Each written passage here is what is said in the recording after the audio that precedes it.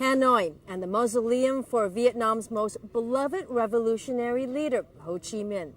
For more than 30 years, the city was at the center of the struggle to unify Vietnam, a war effort that involved more than 4 million men and women. In their view, they waged a war against first the French and then the American enemy and what they call the South Vietnamese puppets. Here, in their own voices, are the stories of some of those who fought, struggled, and sacrificed.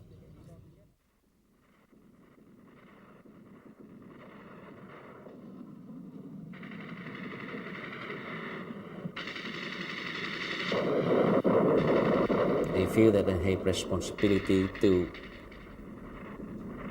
give the hand to stop the war. Our sacrifice was great because the American enemy was extremely cruel. Well, we've been living on this land for nearly 4,000 years, and every generation we have to fight off some sort of, foreign aggression so that we can have our own say.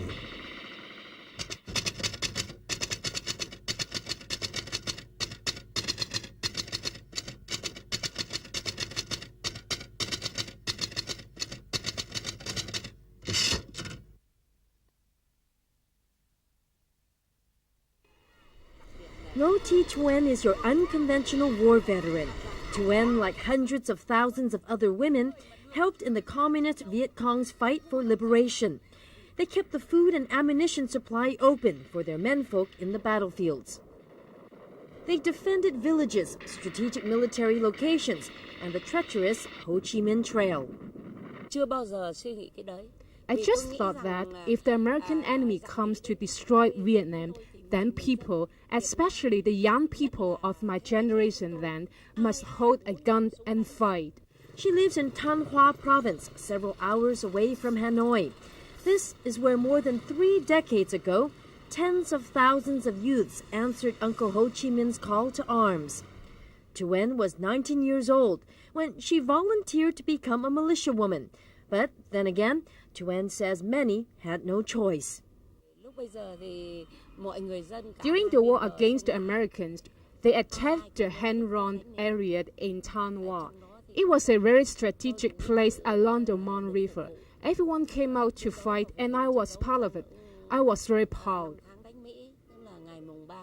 Tuyen has good reason. She is Communist Vietnam's ultimate heroine.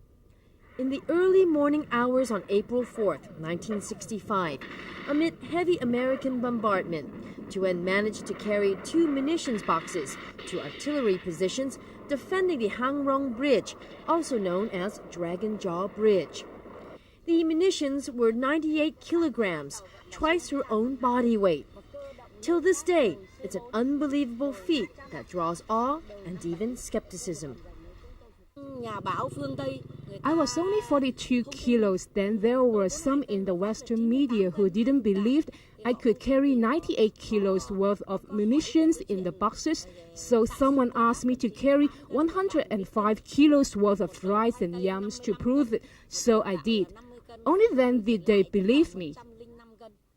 In 1965, the North Vietnamese government awarded her 2 first-class medals and a Ho Chi Minh Badge of Honor for her bravery under fire. 2 years later, she was given the title of the Hero of the People's Armed Forces. We had to sacrifice ourselves. Some lived and some died. I have to try and forget the past to overcome the wounds of war. The 55-year-old admits that's been difficult. The war has left Tuyen in poor health, while her husband says his time as a North Vietnamese soldier serving near the DMZ left him under constant exposure to the toxic defoliant Agent Orange. Both decided early on they would not have children, fearing the risks of having a deformed child would be too great. It seems they make up a group of veterans who have become Vietnam's unknown casualties of war.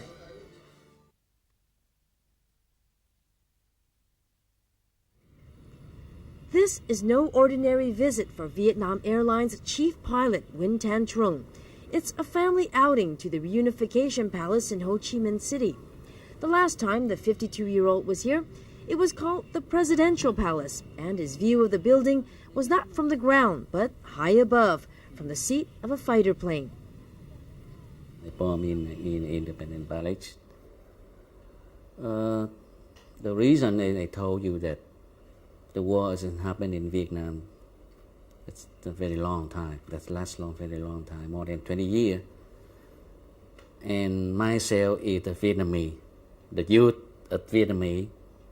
I feel that I have responsibility to give the hand to stop the war.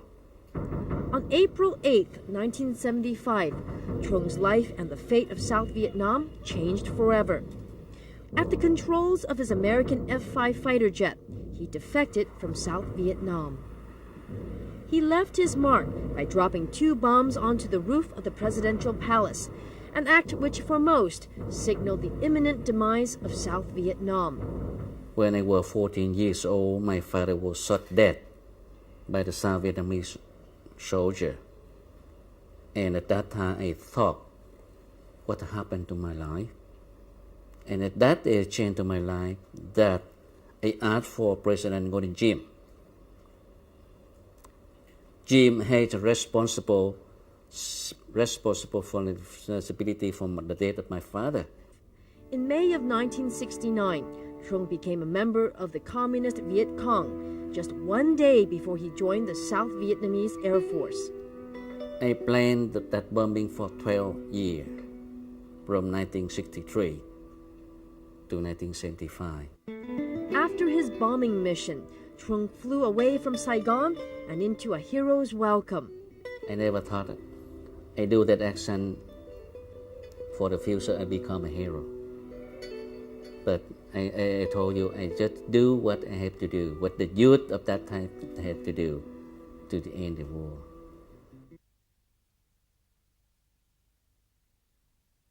Win Ngoc Hung is a professor of foreign studies at Hanoi University, and his knowledge of the war isn't academic. The mild-mannered teacher is a war veteran who saw combat in the DMZ. Well, in the early years, it was very scary. But I stayed for 6 years fighting, and you got used to it.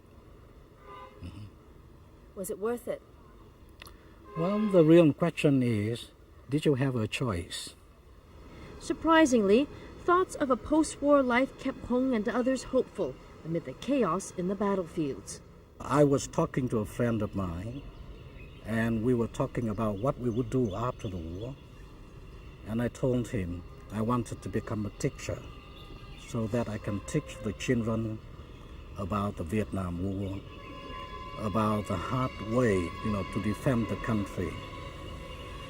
And a few minutes later, he was blown up by B-52. Little did he know that Liberation Day would mark the beginning of what would be a lifelong search. When you first heard your brother was missing in action, how did you feel? Oh, I was very sad, very, very sad. He was very close to me. And we shared so many, happy days together when we were at school. Hung's little brother, Win Ngoc Hung, was 18 years old when he was sent to the battlefield in 1970.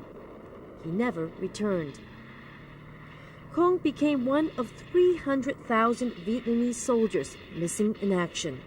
After the war, I went to every friend of him who served in the same division. And we got the maps, we got everything. We tried every different ways, and the local governments of the university had helped in so many different ways, but we simply couldn't find him. Hung's family traveled to the Central Highlands and visited countless military cemeteries in search of Hung's remains. They had no success, that is, until they met a psychic late last year. The psychic had drawn a map and identified the location of the grave. So we went straight to the cemetery. Hung's family brought Hung's remains back home last December.